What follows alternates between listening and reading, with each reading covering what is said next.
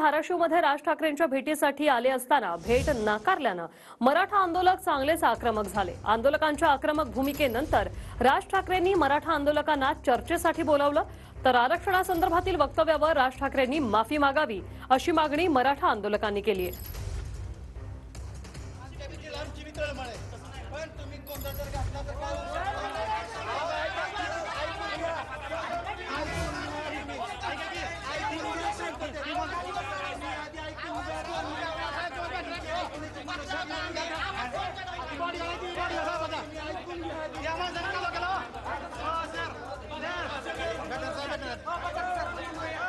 काय बोलणार याकडे देखील सर्वांचं लक्ष लागलेलं आहे।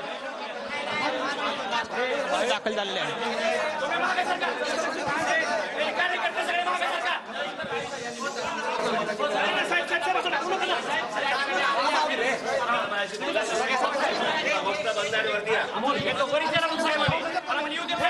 घोषणा पहिला बंद करा साहेबांनी घोषणा बोलायचं ना वरती या सगळे नाही थांबा सगळे नाही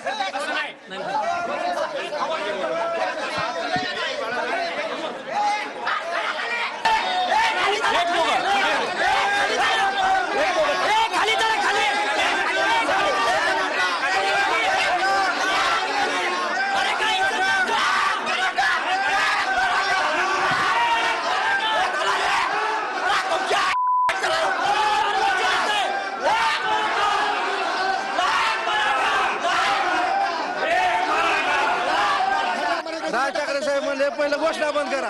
घोषणा बंद करायचा अर्थ काय?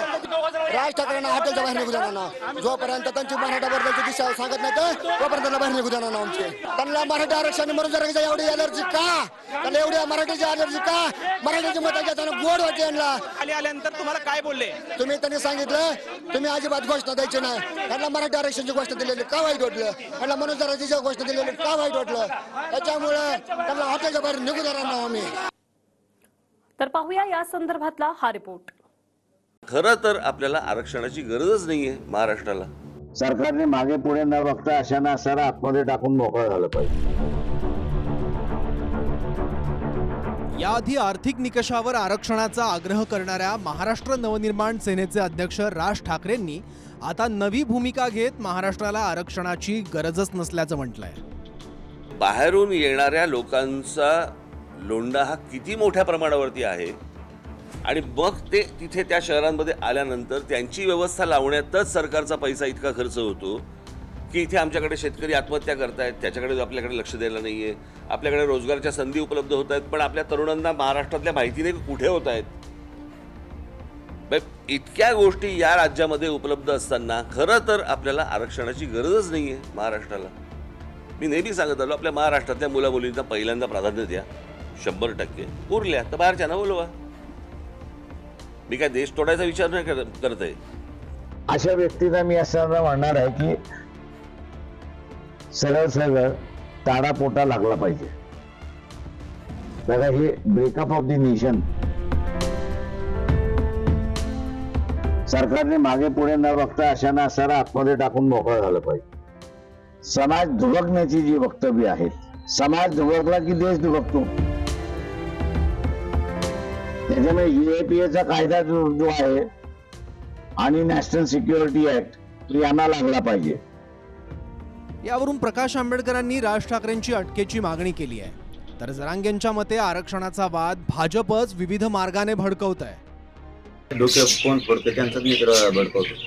त्यांना सांगा म्हणाले मराठ्यांना काय सांगण्याची आवश्यकता नाही, मराठी फक्त हक्क माग आणि तुमचा मित्र ज्याला तुम्ही रोज भेटता सागर बंगल्यावर जो ते डोके भडकवते हे मराठीचे नेते जरा विरोधात घातले, 2 विषयीचे नेते घातले, त्यांना तुम्ही सांगा मराठ्यांना जुळवायचं काम तुम्ही पण नका करू। त्यांच्यावर बोलत बी नाही, ज्यांना आरक्षणात काही कळतच नाही मला काय बोलू।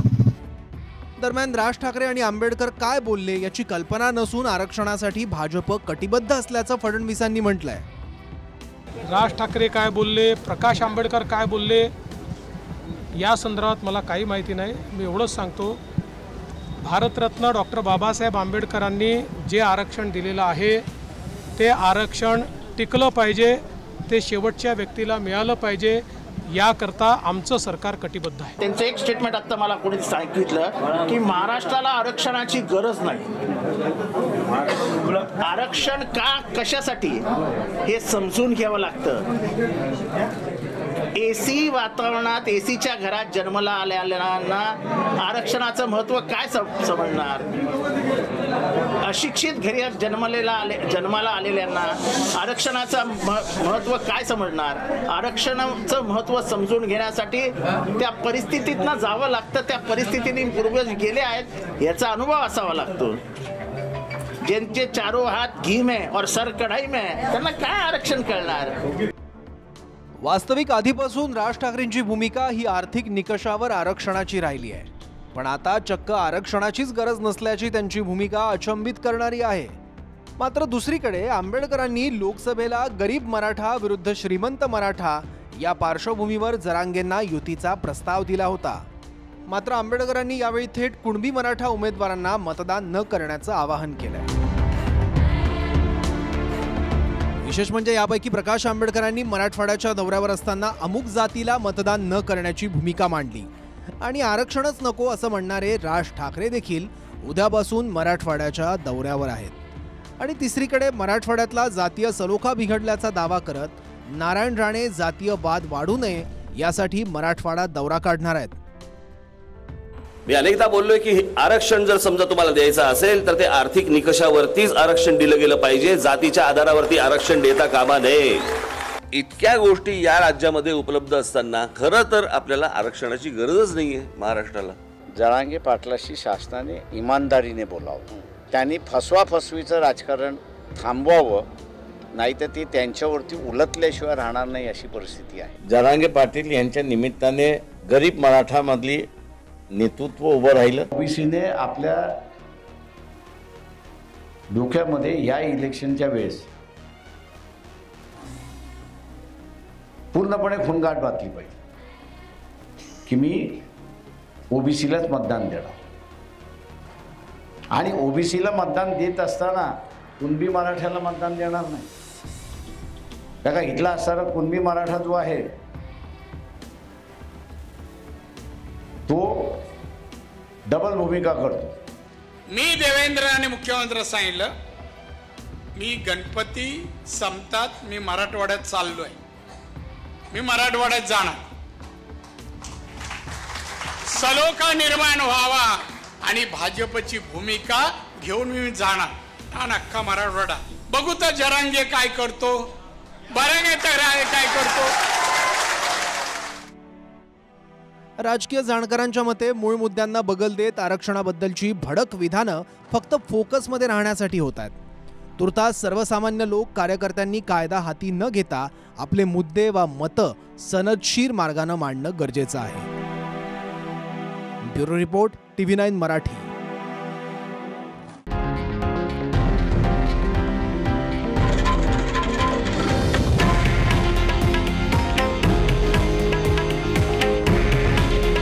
हे आहे देशातील नंबर 1 न्यूज नेटवर्क आणि आपण पाहत आहात TV9 मराठी. काळजी तुमची, हित महाराष्ट्राचं.